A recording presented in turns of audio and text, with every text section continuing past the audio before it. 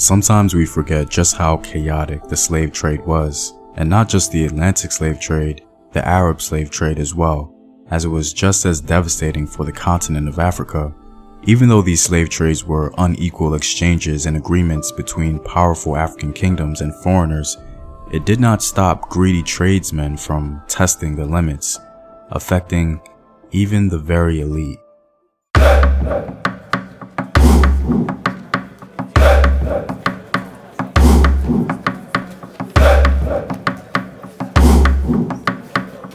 What up, African world? It's Home Team here, and welcome back to another video of African history, culture, and worldview.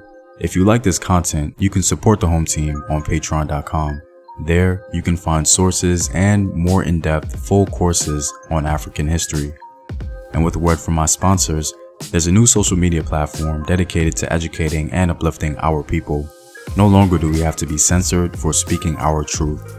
Our Black Truth is Black owned and operated, and a place where you can post your businesses and even monetize your content. You can download the app at Google Play or the App Store, and you can visit the website at ourbblacktruth.com. Links to everything in the description box below. To begin, in part, this video is intended to remind us about the dynamics of the trade of enslaved people from the African continent. In the diaspora, there tends to be a lot of confusion as to how this all took place. Enslaved Africans were usually war captives or victims of organized slave raiding, and at times the differences between the two were blurred. For the most part, the slave trade was regulated by African kingdoms, establishing rules or laws. It's tempting to simplify this history with 21st century ideas concerning race or ethnicity, but African diversity was oftentimes the culprit.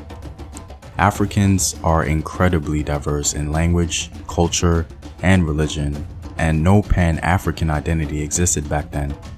This is the lens in which we in diaspora should view it, if we're interested in advancing proper historical perspectives. Moreover, just as there were laws regulating the slave trade, there were also lawbreakers, and that was an added tragedy to both of the slave trades, the Arab slave trade and the Atlantic slave trade.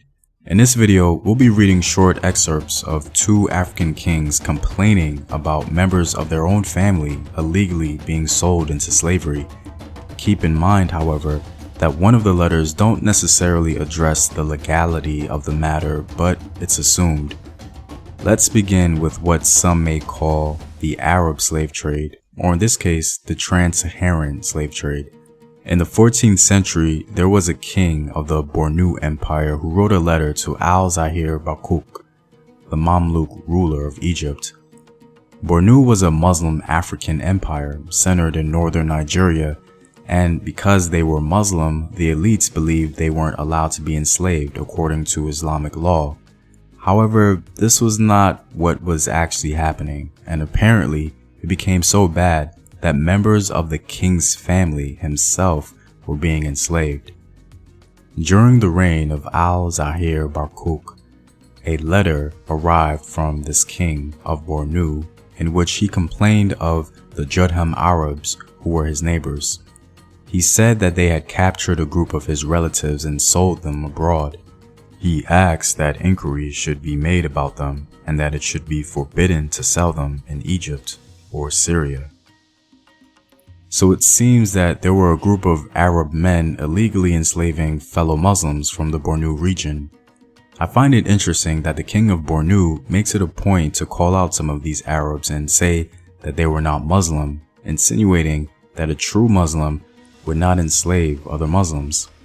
The following are the words from the king himself. "We sent to you our ambassador, my cousin, whose name is Idris Muhammad, because of the misfortune which we and our vassal kings have experienced. For the Arabs, who are called Judham, and others, have snatched away some of our free people, women and children, infirm men, relations of ours, and other Muslims. Some of these Arabs are polytheists and deviate from true religion. They have raided the Muslims and done great slaughter among them because of a dispute which had occurred between us and our enemies." The king of Bornu goes on to say that if you hear of any African claiming to be a Muslim, believe them, and free them immediately. We aren't sure if the king's message was heeded, but it doesn't seem likely.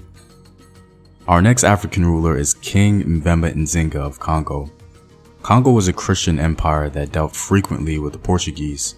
Slavery was regulated under Congo law, but the Portuguese often broke it, leading to a breakdown in the relationship and the obvious inspiration for the king's letter. Each day the traders are kidnapping our people, children of this country, sons of our nobles and vassals, even people of our own family. This corruption and depravity are so widespread that our land is entirely depopulated. We need in this kingdom only priests and school teachers and no merchandise, unless it is wine and flour for mass. It is our wish that this kingdom not be a place for the trade or transport of slaves. Many of our subjects eagerly lust after Portuguese merchandise that your subjects have brought into our domains. To satisfy this inordinate appetite, they seize many of our black free subjects. They sell them. As we can see, this happened not only in two very different parts of Africa, but also in two different centuries. Two African kings essentially experiencing the same thing, witnessing a similar agenda in different regions amongst entirely different groups of foreigners and spanning centuries is striking, to say the least. This request by the Congo king also went unheeded, as the Portuguese ruler at the time completely disregarded it. Unfortunately, both African kings seemed to be under the delusion that religious brotherhood or commonality would protect their people, especially their relatives, from ambitious foreigners seeking profit from extracurricular enslavement, if you will. Relatives of African kings being enslaved was rare, but the fact that it even happened really reveals just how chaotic the slave trades really were. I think this history can serve as a reminder to the African diaspora that unequal exchanges can have even more consequences that we're not at all equipped to deal with. Well, I'm all out, guys. If you like these videos and want to help in its continued production, consider supporting the home team on patreon.com. The link is in the description box below. Know thyself. Remember your ancestors. Peace.